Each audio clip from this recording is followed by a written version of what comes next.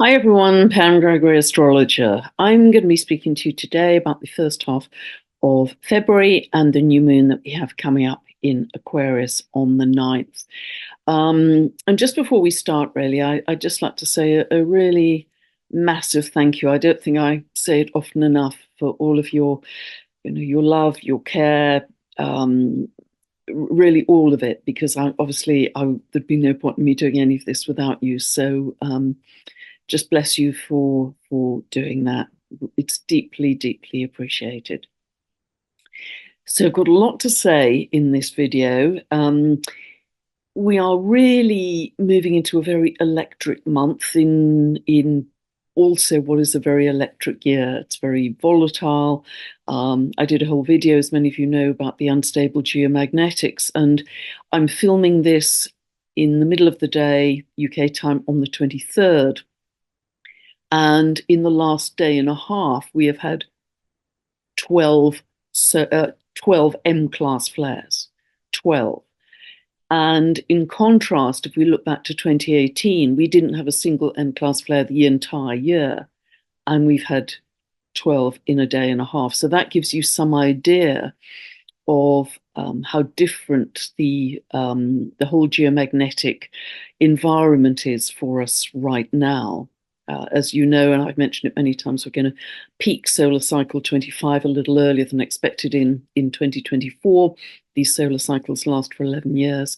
But they do seem to, and I don't know if this is technically true, but they do seem to be associated with increased seismic activity as well. As I understand it, the core of the Earth, the iron and nickel core of the Earth, is expanding, which causes the Earth's crust to crack more easily. We've just had a huge series of earthquakes in China. Yesterday, on the 22nd, we had two above 5 magnitude earthquakes.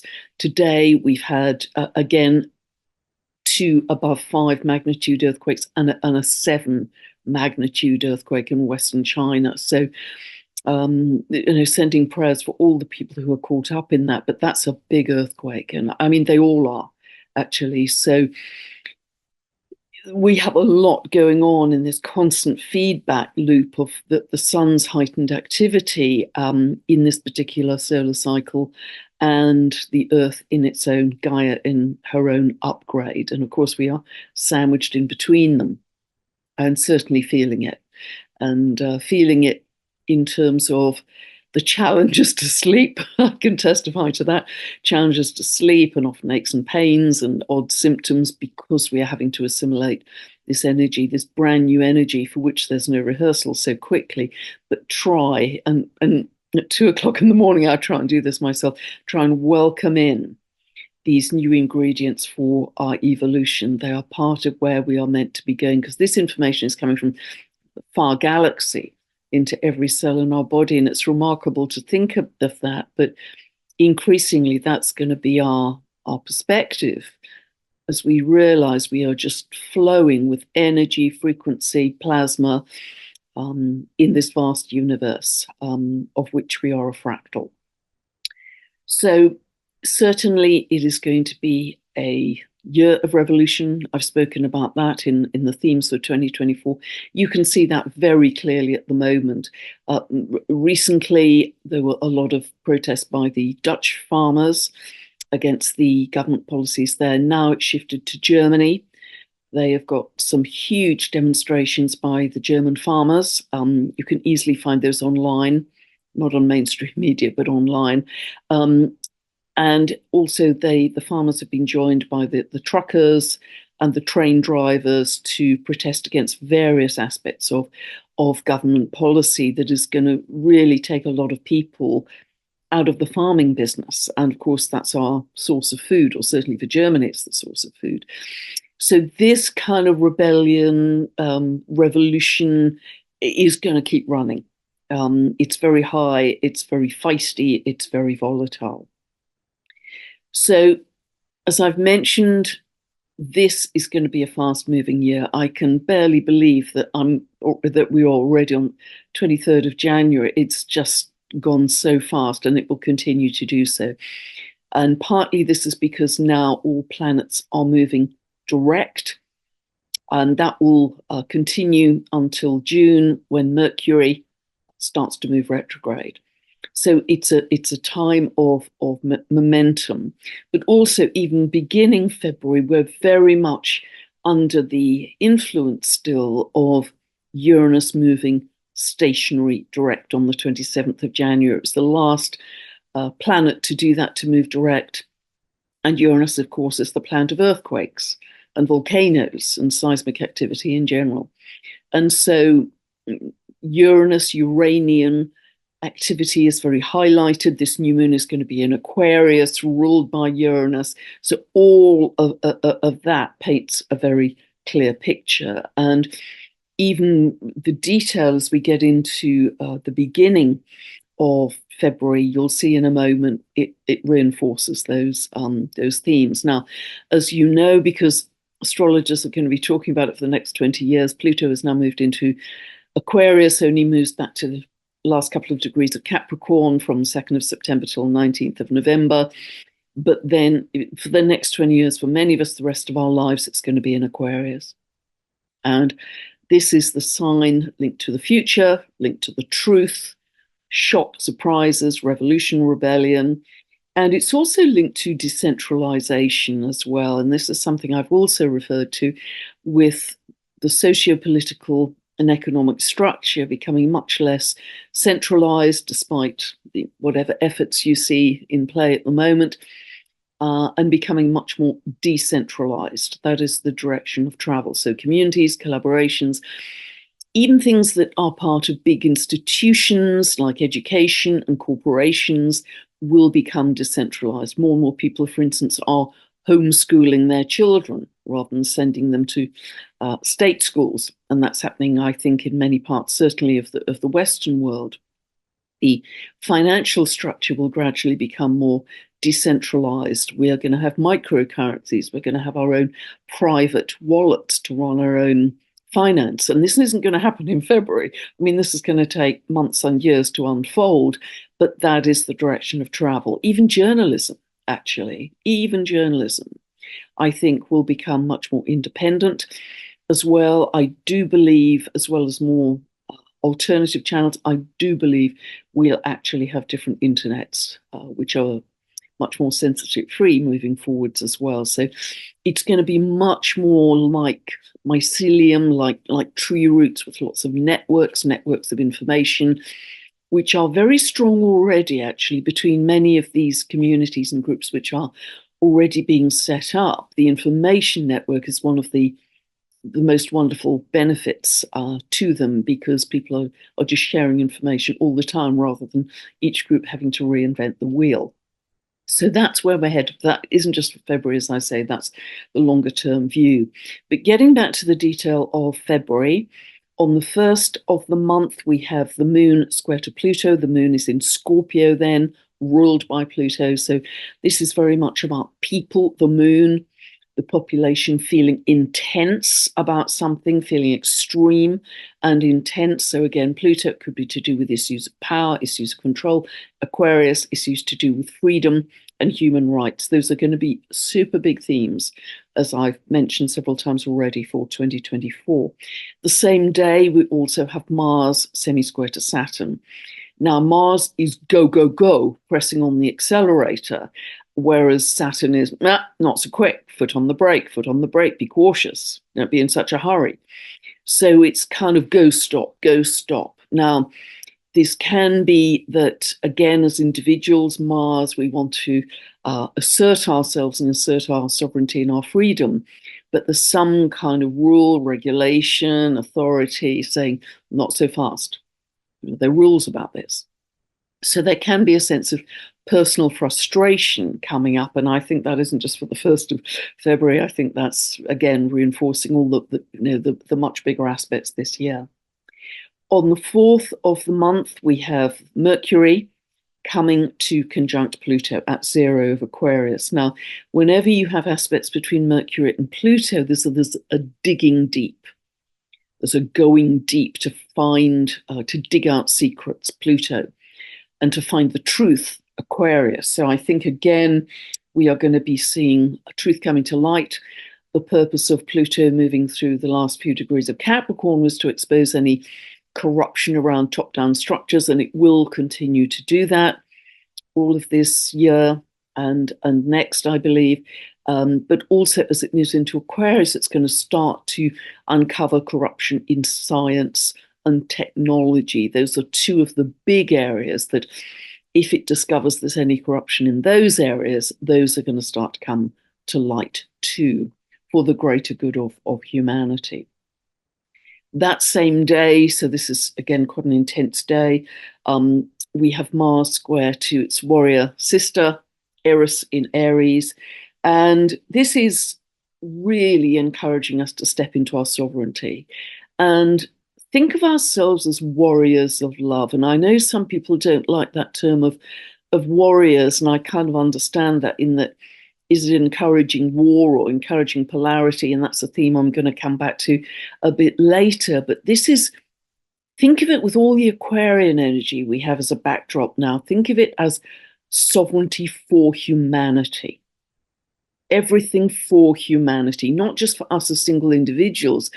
I think in our lifetimes, we very much thought about the highest goal was our individuation, coming into our unique selves. You know, think of all Carl Jung's work as well, wonderful psychotherapist, psychologist.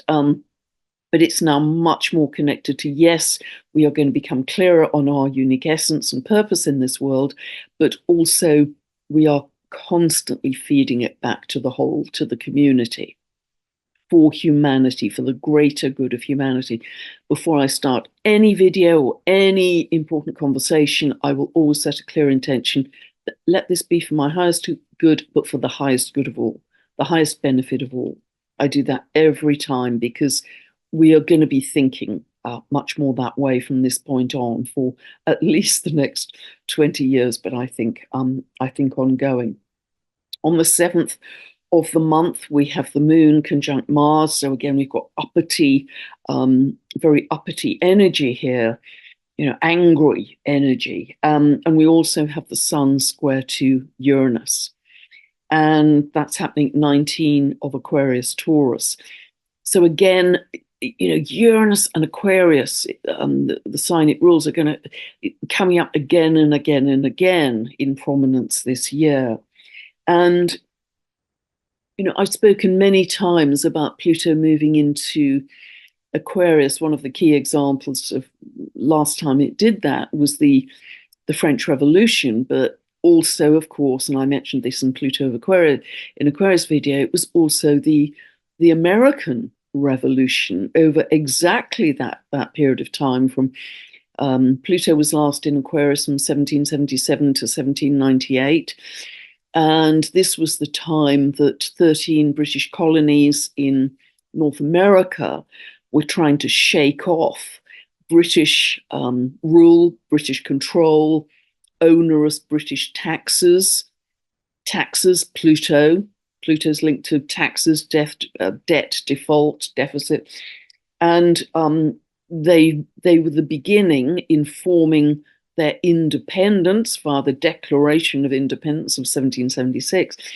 They were forming independence from the UK, and that began what is now the US, what now constitutes America.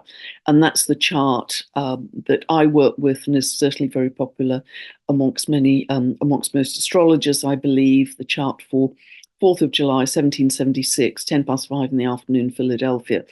And that was running into Pluto's entry into Aquarius last time around. But the whole US Revolution really lasted from that period until 1783. Easy to find on the internet. So the new moon happens on the 9th of the month. So let me now share my screen and we can talk about this, because there's a lot to say about this.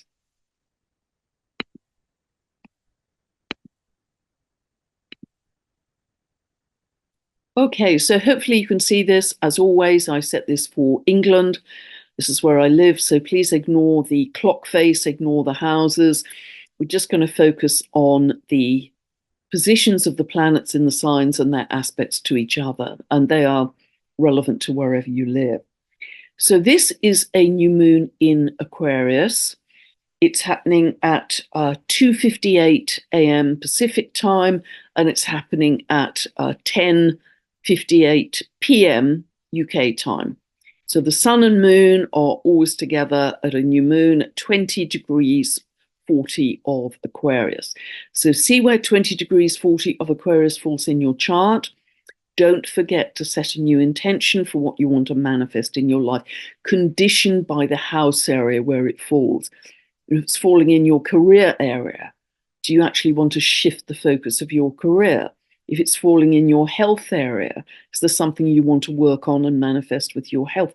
So condition your intention for the house area where it falls. And if none of that made any sense to you, you can download a free birth chart from my website, pamgregory.com, go to the link below, get a 2-part video series, and that will take you from zero to locate these positions in your own birth chart that I talk about in every update. It's not a personal birth chart analysis. These are teaching videos.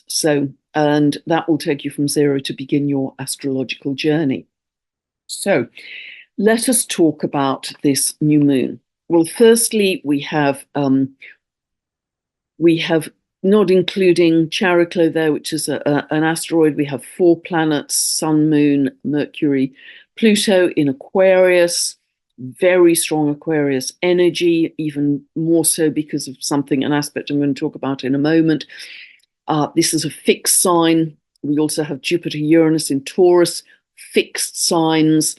And so therefore we have a great deal of determination at this point. And that's wonderful for our own endeavors, for being able to focus and see projects through to the end. It can result in locked horns with other people who are equally fixed on a different point of view. But nevertheless, it's very good for our own endeavors to get a project finished.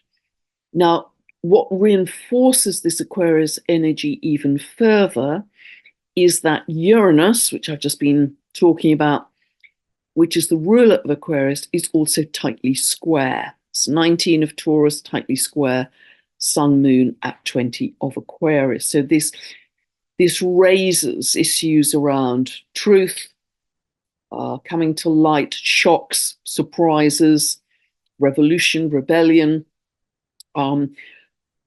volatility with the earth, with solar activity.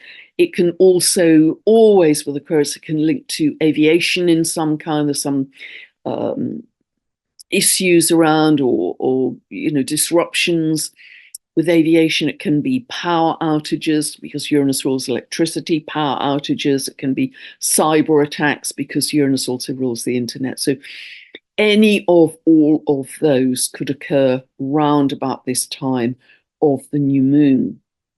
And we are going to see this kind of volatility and instability, certainly all of 2024 and 2025. And remember, Uranus, which is the planet really of instability and volatility, is in Taurus, fixed Earth, doesn't fully move out until 2026. So certainly the next 2 years I see as continuing these very strong themes that I'm talking about.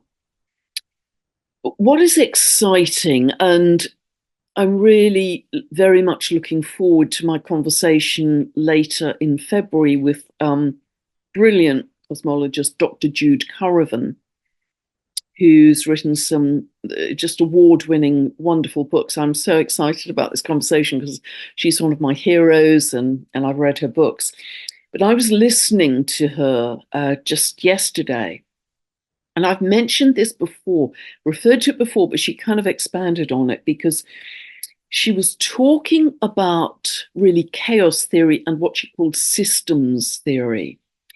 And she was saying in systems or chaos theory, when we have things breaking down, and I think we would all agree we've got things breaking down right now, because that's part of Pluto being in the last few degrees of Capricorn. It is inevitable that the old order will break down, the old systems. And if you think of all of this as energy, you've got kind of chaotic, volatile, swirling energy. You know, think of the pan of water that goes from a mirror top of water to then bubbling and boiling, and it's less stable, if you like.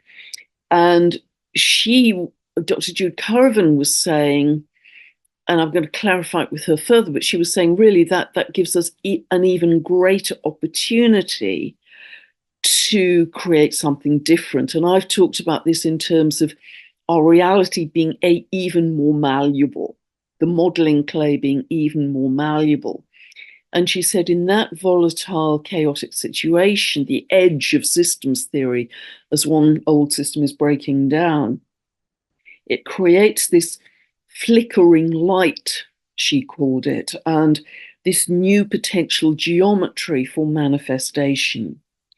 And the key thing, and again, I've referenced it, but she makes, and I'm going to ask her to clarify further. The key issue is the energy feeding that geometry coherent or incoherent? So if we as individuals, as humanity, are in a coherent state, we're in love, we're in joy, we're in peace, we're in gratitude, those are coherent emotions. They create emotion in our own energetic field, which is one of the best things we do for our health, because it makes all of our body systems coherent and therefore much healthier.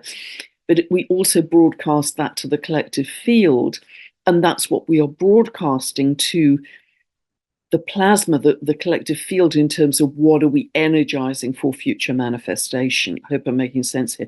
So if as humanity we are in coherence, we are going to create much more symmetrical, beautiful geometry, which will bounce back to us as a positive experience. If we are angry, hateful, panicky, any of those fearful, negative emotions, they are incoherent, they're jumbled. You know, you feel yourself, you're very scattered and jumbled. That is the energy and frequency we're feeding into the potential geometry, which is forming the flickering of light, which is our future. And therefore, it will be asymmetrical geometry. It will be distorted. Think of Masaru Emoto's crystals with those negative emotions. Go and check them out on the internet. They were distorted and ugly. They weren't beautifully symmetrical, as with the coherent emotion that people were expressing to the water before it was frozen. And I'm covering a lot of ground very quickly here. So it is very important. It's a social and spiritual responsibility, I feel, Saturn in Pisces, Pisces spiritual, Saturn responsibility, that as far as we are able, we stay in those coherent emotions. And that's what my very simple meditation, 7 o'clock on a Sunday evening, is about. And I'm doing a separate video on that. And also to requote a beautiful, it's a beautiful phrase from the chemist, and he was also a Nobel laureate. And he said that, and this is Ilya Prigogny. I probably butchered his name yet again, poor man, but I will put his name below this video. And I quoted it a few months ago, but it's so perfect for what I'm talking about here. He said, when a system is far from equilibrium, which, you know, we certainly got at the moment, when a system is far from equilibrium, small islands of coherence in a sea of chaos have the capacity to lift the entire system to a higher order, have the capacity to lift the entire system to a higher order. Think of yourself as a small island of coherence. That's your homework. That would be really great. And if you get together with a group of like-minded people, again, those simple meditations, you magnify the power of the group to create more coherence, to pour into this sea of chaos, to create a more beautiful reality in our future. I know I bang on about this a lot, but it's so vital as humanity that we become aware of it sounds a bit grandiose for me to say the physics of creation because I'm not a physicist or a scientist at all, but I'm just trying to understand the scientific basis of what we're doing spiritually, let's say, what we're doing creatively, what we're doing with our energy. And remember what that wonderful Buddhist author Paul Levy said: our focus is an act of creation in itself. So choose your focus. So increasingly become conscious of what you are conscious upon. Become conscious of what you are conscious upon and where your focus is going. Because so often we are unconscious, we go unconscious. But if you become, and it's something Jim Self mentioned that reminded me actually in our conversation, that if you go unconscious, you can't catch when you go off piste, as it were. So you have to become conscious of going unconscious. And I did this myself last week when I got very angry about something connected with the trees. I was conscious that I was going unconscious. So kind of try and make these some parameters to live by day. Okay, so Pluto, as I say, has just moved into Aquarius, zero of Aquarius. Pluto is the great, in its symbolism, is the great destroyer, the great transformer. Pluto is at zero of Aquarius. And I haven't drawn it in here, but it is in an extremely tight quincunx within 4 minutes of exactitude to the wonderful dwarf planet. I believe it's a dwarf planet called Chaos. And I've talked about Chaos before. Chaos in myth was said to oversee the ripping of heaven from earth. And I think we've certainly lived in that time. But the purpose of Chaos is to reunite heaven and earth. And these are the times we are living in now. That's our purpose, to reunite heaven to earth. And what's interesting is Chaos is on the world axis. Remember that zero of the cardinal, zero of Aries, Cancer, Libra, Capricorn is on the world. They are on the world axis, give or take 2 degrees. So 28 of the mutables up to 2 degrees of the cardinals. But that's, exactly 0 degrees on the world axis. And what's interesting in terms of what I've just been saying scientifically about what Dr. Jude Currivan was talking about with systems theory, chaos theory, is it is exactly opposing Ceres, very large asteroid Ceres, at 0 of Capricorn. Now, I talked about Ceres quite a lot in 2020 because it was really in that very tight conjunction, that exact conjunction of Saturn and Pluto, 22 degrees 45 of Capricorn on the 12th of January 2020, that really kicked off the whole pandemic and everything that followed. In the myth, well, Ceres is linked to our harvests, our grains, our agriculture, in a way to our food sources. And in the myth, Ceres was the mother of Persephone. And this is linked to Pluto, which is why I'm bringing it up as well. And Persephone, as you may know, was kidnapped and taken down to the underworld. And Ceres was absolutely distraught, as a mother would be. And she was so angry and distraught that she brought winter. She brought winter to the world. So nothing would grow for 6 months. The land was bare, couldn't grow any food. And it was only when she kind of negotiated with Jupiter, as I understand it in the myth, that spring and summer came back and we were able to grow food again. And Persephone came back to the light with her daughter and mother reunited. And so Ceres is very much connected to all of that. Now, this is very interesting given that Pluto is part of this configuration linking to Chaos exactly opposing Ceres. We have 2 very important planets that are coming towards a conjunction in April in Taurus.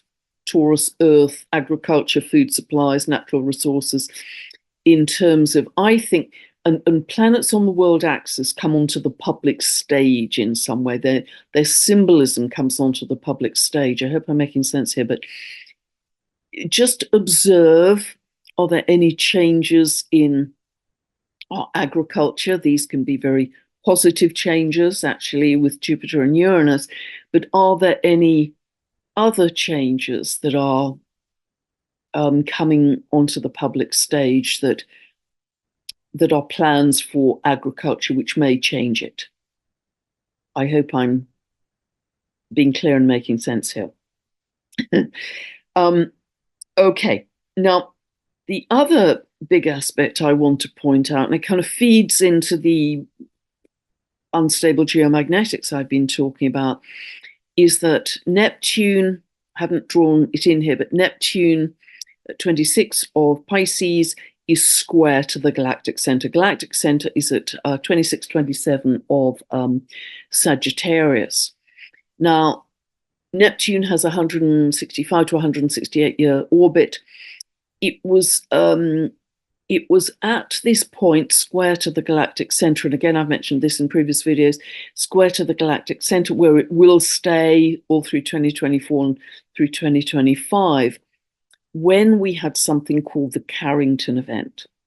And the Carrington event happened in September 1859, and you can look it up on the internet. There's even a Wikipedia page about it. And this was when the world had developed a telegram system, and this was known as the first internet, or the Victorian internet, because it was a huge advance on what had gone before, really, post being delivered on horseback, etc.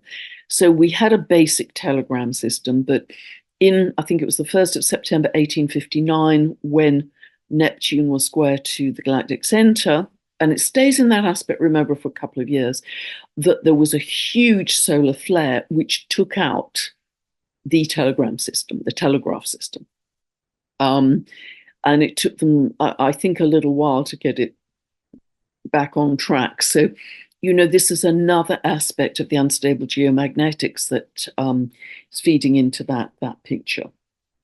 So we have a lovely aspect between Mercury and Jupiter, Mercury at 7 of Aquarius and Jupiter at 8 of Taurus. And although it's a square, it's still, this is very positive, because this is big thinking, future thinking, expansive thinking.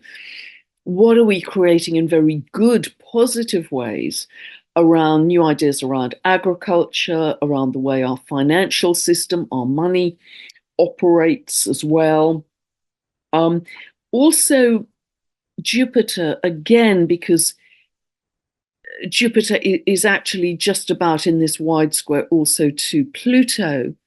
This can, whatever truths are coming to light at this time, Jupiter can blow them up, magnify them, and even bring some law and justice into the picture, because Jupiter is very linked, particularly in its rulership to Sagittarius, with law and justice. And that's reinforced, that theme is reinforced by this dwarf planet here, Varuna. It's this funny looking eye here, Varuna, which is exactly within 5 minutes of exactitude. Varuna is opposing Mercury. Now, Varuna in myth was the Hindu god of the waters, of the cosmic waters, but also she is linked to punishing those who lie to others, or who are overbearing or arrogant towards ordinary people. Those things are punished, the lies and the arrogance and the overbearing attitude. And I think that's so interesting as part of this picture, particularly because Mercury, Pluto are now in Aquarius, the sign of truth. The sign has to do with equality, humanity. There's a great sense of equalization, not that society will ever be completely equal, but it will move towards becoming more equitable in these coming years as well. At the midpoint of Mercury and the new moon, we have our beautiful Chariklo at 1344 of Aquarius. Haven't talked about Chariklo for a little while because she hasn't been relevant to the geometry. Remember, Chariklo was the wife of Chiron in myth. She was said to help to heal Chiron, and she's able to heal simply by her state of being. And I think of her very much as linked to that wonderful, eternal, permanent state of stillness that is always there for us, that we can always drop into with Chariklo. She's often quite silent herself. It's simply her state of being that helps to heal others. She's known as a soul midwife. She's very present in transitions of life to death, but she's also very present in transitions of consciousness. And for sure, right now, that is what we are going through. We're in the very early stages of this huge shift in consciousness. In fact, really, we're about halfway through. If you think of 2012 to 2032, we're just over halfway through, but 2024 is going to be a very pivotal year in that. So other things to speak about, we have that I think are important. We have Venus quite tightly trying to Uranus. This can bring in new ideas again around digital currencies that could take another step forward. Remember, the direction of travel is decentralized, and keep that very much in mind. And also, if Venus or Uranus fall in your fifth or seventh houses of relationship, there may be a greater yearning for independence and freedom at this time in your relationships as well. I think one final thing I want to bring up in this chart, but I'll stop sharing, is note that Chiron is very close to the North Node here. 16 to 18 degrees of Aries. And I'm going to stop sharing at this point. That conjunction becomes exact in late February, but it's obviously very close now, and it will be very close also. It will be within just over 1 degree of conjunction of exactitude at the total solar eclipse that we're going to be having, very big, biggest eclipse of the year, 8th of April, where again we have that very close conjunction of Chiron to the North Node. Now, I think this can manifest in several ways, and it's going to be even bigger at the total solar eclipse, because the total solar eclipse is going to throw that into prominence. But firstly, it can make us aware very much of our wounding, Chiron, where we're sick, where we're wounded. And we can only really heal. Remember, Chiron is traditionally known as the wounded healer. We can only really heal once we become aware of our sickness, where we've been wounded. So healing can be a very big theme at this time. I think another very big theme of Chiron conjunct the North Node. North Node in Aries is very linked to the I am, a sense of individual inner power, stepping into your sovereignty, really knowing yourself. Aries energy is very much, I know myself. It's a very simple energy. I know myself, and I'm just going to go and do stuff. It isn't very particularly philosophical Aries energy. I've got strong Aries energy myself through planets in Aries. I can identify where, yep, I know who I am, I know why I'm here, and I just go do stuff. It's very uncomplicated in that way. But I think a very big theme of Chiron, because Chiron has similarities to Uranus and Eris in some ways, I feel. Chiron is often the outsider, the maverick, the one who doesn't fit into normal mainstream society. And Aries is the sign of leadership. And I think we could be looking at a time where the outsiders become the leaders. The outsiders become the leaders. And I don't mean that in a traditional sense of I'm telling you what to do in a top-down way, I'm in charge. I don't mean that at all.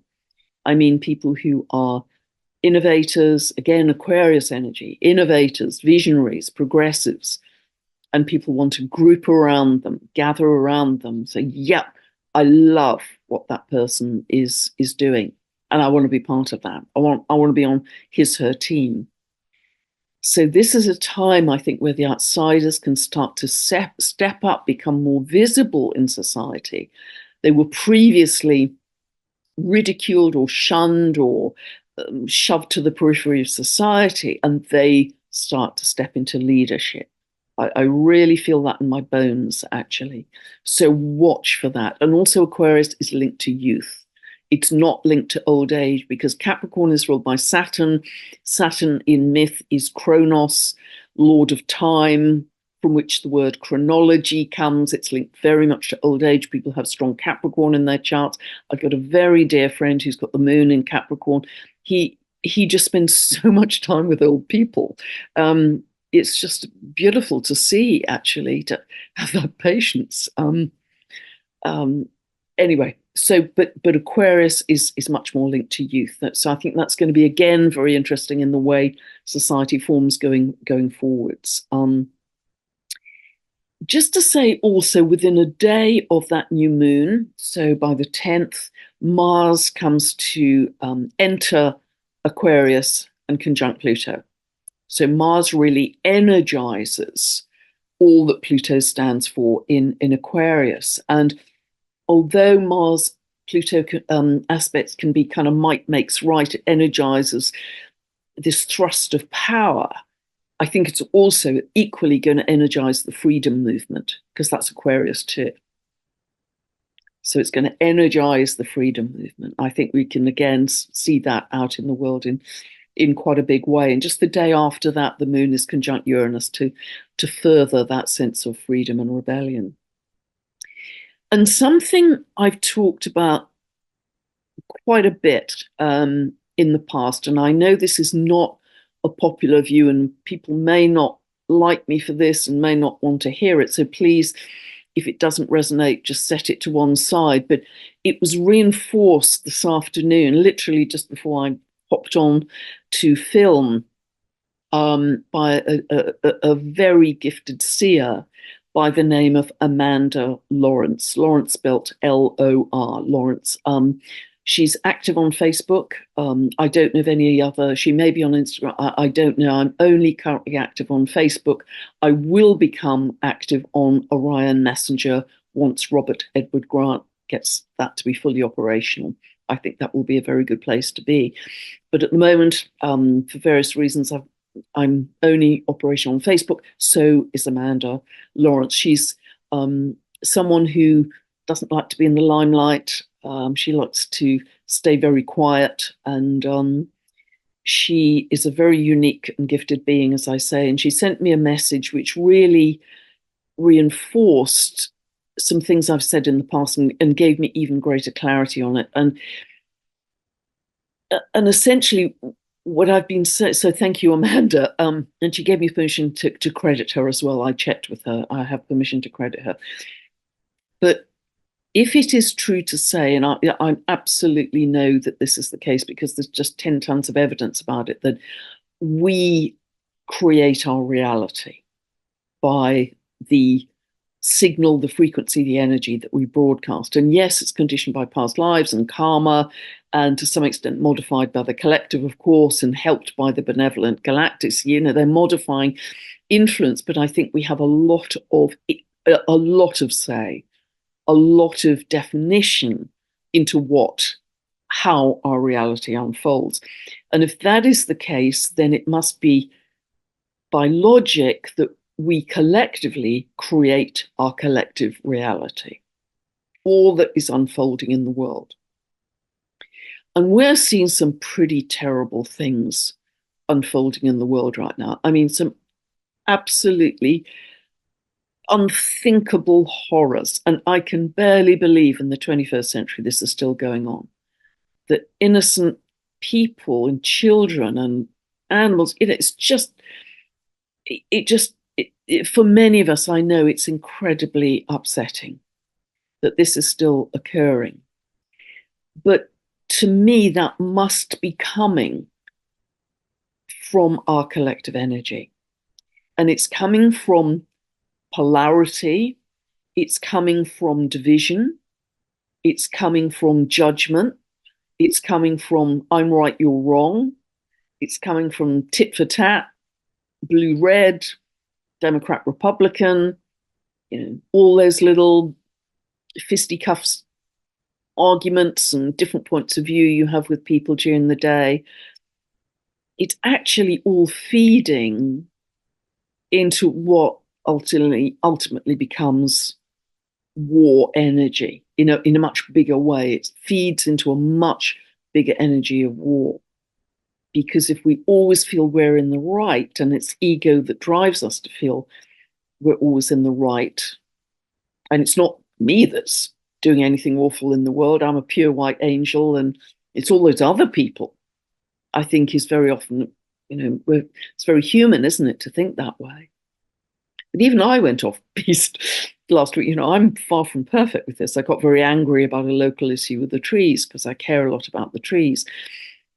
And so, I'll just leave that with you as a seed, because that's why I keep saying that if we take sides in whatever war is happening or whatever local thing is going on, or any political party, if we take sides, then we're still part of the polarity. If we're seeing everything in a much bigger picture of energy, just see everything as energy. Take the personalization out of it, take the ego, take the, names, identities out of it, and just see this as energy.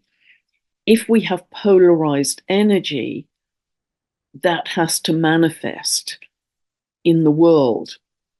And that's why I'm trying to help people with those terribly simple 15-minute meditations. And again, I'll do a separate video and I'll link it beneath this one. If we can get beyond that, what I call the hamster wheel of horrors, to just be in those coherent emotions of love, joy, gratitude, compassion, all of those, freedom, those wonderful coherent emotions, we go beyond the polarity. We go beyond the judgment. We don't have to say, I'm right, you're wrong. I hope I'm making sense here, and I hope it's helpful. But what Amanda sent to me this afternoon really gave me the confidence to push this a little further in that point of view. If it doesn't resonate and you're getting cross with me, I understand. Put it to one side. I'm just trying to sort of sow some seeds here. And I really want to end in that respect with a quote from a beautiful, visionary Buddhist teacher. And again, I'm probably going to butcher his name because I've only seen it written, not spoken. He passed recently. Thich Nhat Hanh, I think it's pronounced as. And what he said is, if we want peace, we have to be peace. Peace is a practice, not a hope. Peace is a practice, not a hope. So I covered a lot of ground there today. I hope it helps. Big times that we are in, big times that we're navigating, and we're all together in this, guys. Aquarian energy, we are one humanity. We are all together holding hands, creating a better future for the world. God bless. Thank you so much for listening. My website is pamgregory.com, and bye for now.